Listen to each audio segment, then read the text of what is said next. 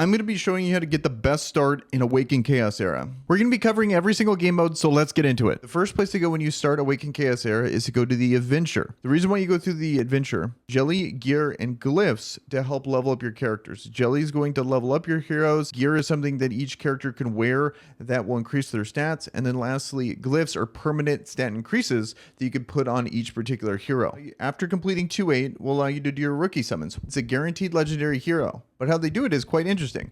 You get essentially 5 10 pulls and you get to choose one. 3 of those attempts is going to be a random legendary. 2 of those is going to be 2 epics. You get to choose between the 2 epics or one of the 3 legendaries and all the other characters that come in on that 10 pull. I have a full video breaking this down with Darth's microtransaction. If you want to check that out, be sure to pause this video, watch that, and come back here. You can min-max this part of the game by getting to 2-8, trying the rookie summons, getting the exact legendary hero you want. If you like what you get, continue on with this account. If you don't, you can just go to data reset in the settings and then start over and keep continuing this process until you get the exact heroes you want in the beginning. So be sure to watch the video if you want the full breakdown here, but real quick, my favorite ones are going to be Valeria, Elvira, and Mathasia. So one thing that's really important that's exclusive to the Common campaign is starting at chapter 6 and beyond, when you beat the final mission, you get a first-time reward that's actually really good. You get legendary gear from that. This is going to be some of the best gear you get for a very long time in the game because you don't get access to gear like this even in the hard version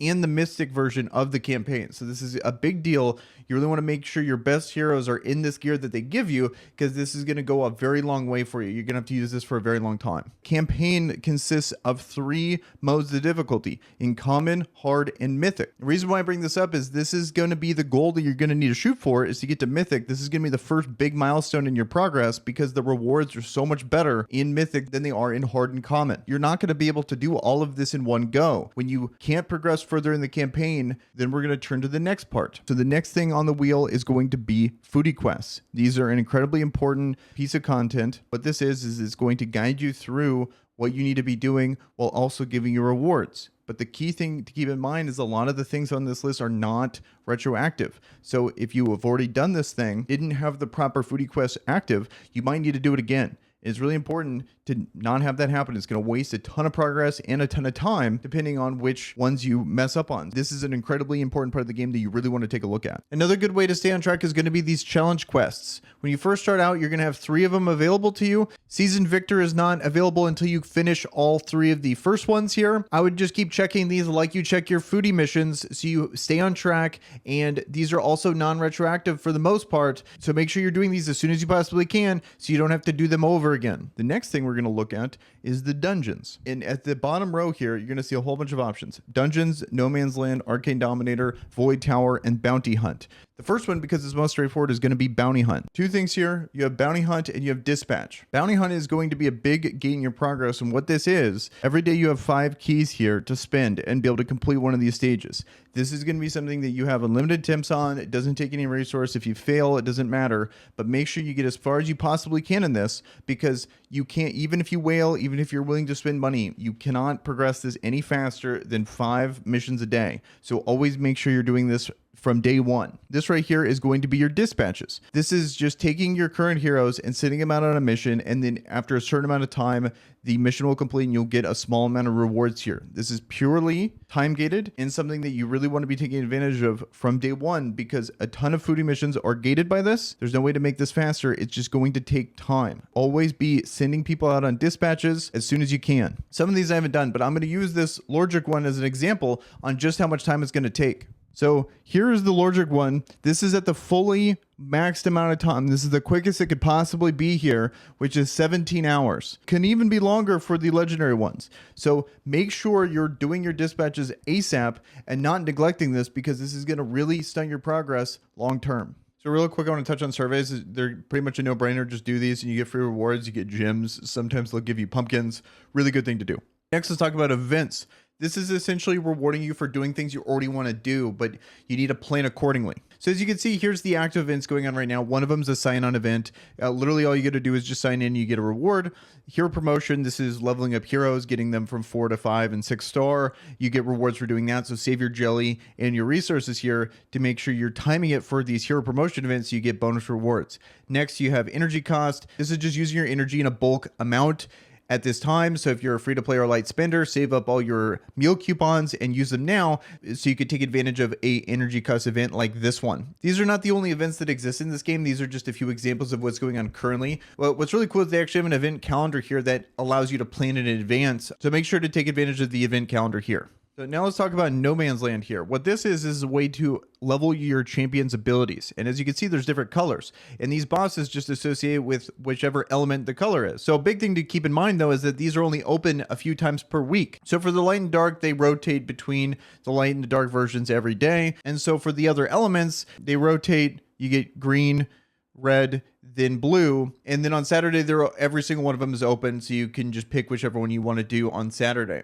This is a really important way to get the most out of your heroes. It's one of the biggest increases in that character's power. So don't neglect this. This is very important to do. So next we have Arcane Dominator. This is going to be one of the biggest parts of content in this game is farming all these dungeons. As you can see behind me, there's 5 different ones. The main ones you're going to want to focus on in the beginning of the game are going to be these 3 here in Tupla, Ash Magisteria, and Queen of Tides. The other 2 are way more niche and also way harder. For both reasons, you're going to want to save those for later. But the main 3 dungeons are going to be these ones. These are kind of the ones that ease you into this part of content. A lot of the good gear is going to be from this. The 2 most popular ones are going to be Ash and Queen. Which dungeon you choose is going to be purely dependent on which heroes you have pulled. So this is beyond the scope of the video. There's a ton of resources out there. Be sure to check out the official Discord so you know exactly which dungeon you should choose.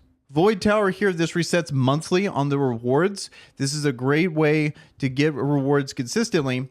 But also, this is some of the hardest content in the game, especially starting on the hard version of the Void Tower. This is some of the later game content, and this is where you're really going to start to notice speed. So you're going to need to be farming a ton of the other dungeons in the Arcane Dominator to even be able to attempt something like this. Also, you're going to need a lot of good heroes. What's really cool about this too is that in this section, you can see exactly which teams people use to clear it. So it's a really good way to get an idea, really helpful tip. Also, again, the official Discord is a really good way to figure out what to do in this version of the game mode, but this is going to be something that gives you a lot of good rewards, but this is something to work towards later on in the game.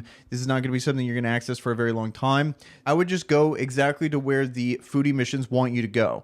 I think they do a good job of kind of easing you into this content. There's decent rewards for this. The further you get in this, the better, but this is something definitely to work up to, especially in the hard version. You're going to hit a wall here because it gets way harder starting here. Next, we have Endless Trial here. This is something that resets every few days, like about every 3 days. Really important to do, especially in the beginning, because these ones are really easy, but you're going to be gated by the time it takes to reset, because you're going to need to be able to complete this level before you get to this one.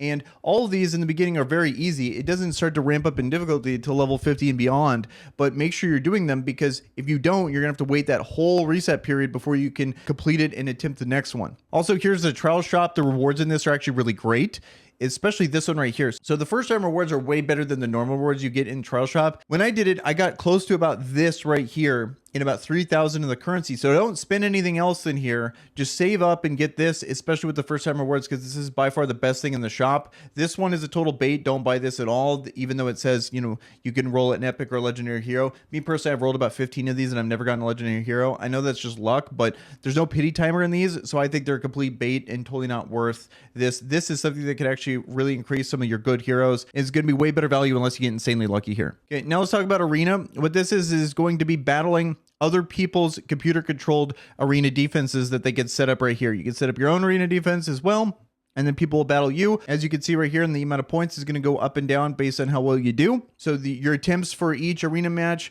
reset every hour. Also, you could get arena passes by just spending energy. Every arena pass gives you 5 more attempts. So the more energy you spend, the more arena battles you're going to get. Also, that kind of snowballs, because the more arena battles you do, the more energy you get. So keep that in mind. Also, the currency here, we're going to spend that in the shop, and there's a lot of really good things in the arena shop. Some of the best rewards in the entire game come from this shop here. As you can see, you get Abaddon shards. This will ascend any legendary hero that's not light and dark, and then some really good gear here. I would only recommend ever buying gear here sparingly if it's an absolute god roll. I think this is the main thing you should be saving for. I think these are amazing. Also, Abaddon is not a bad choice either, even though he just got nerfed pretty heavily. And then the glory path is one-time rewards based on how high you can get up to. Keep that in mind. There's a lot of good rewards there as well. So really good incentivifications for wanting to do the arena. And lastly, too, you get a weekly reset and you get rewards based on how well you did for that week. Arena is going to be something you're really going to want to do and make sure you prioritize because there's too many good rewards not to. An underrated way to get good gear is going to be through Party of 3. This is something that requires friends. So how you get Party of 3 is just through spending energy. You randomly will get the option of getting that.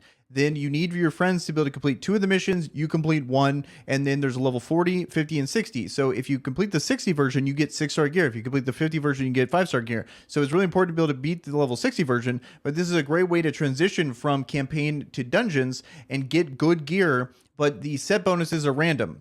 So you might get some defensive gear, you might get some raider gear, but this is a good way to get guard set gear for your Nathalia. This is going to be one of the best ways because Gemini Dragon is the only way to get those normally. So this is a good way to transition and get some good solid pieces, even if they're just raw stats for your heroes. So to help beat those dungeons earlier. Now let's talk about why you would want to guild. The main reason why you want to guild is to be able to battle this guy here. You get to try him twice a day. Your rewards are going to be based on how much damage you can do against this boss. He rotates elements every single week, which adds kind of a fun dynamic to him. And also the mechanics slightly change every single week with each respective element. All right, guys, well, that's going to do it for this video. If you found this video helpful, please like the video. Also subscribe to the channel if you're looking for more Awaken Chaos Era content. And with that, guys, I am out. Peace.